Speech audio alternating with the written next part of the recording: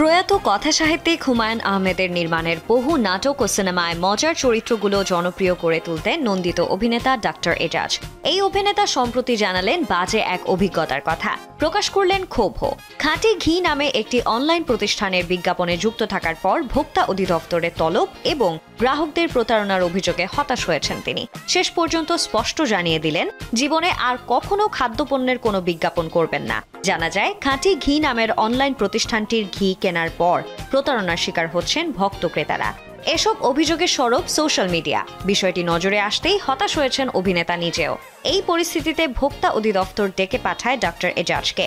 তিনি জানান, বিজ্ঞাপন করার সময় তাকে বিএসটিআই এর অনুমোদন দেখানো হয়েছিল, সেটির ওপরই ভরসা করে তিনি বিজ্ঞাপনে অংশ নেন।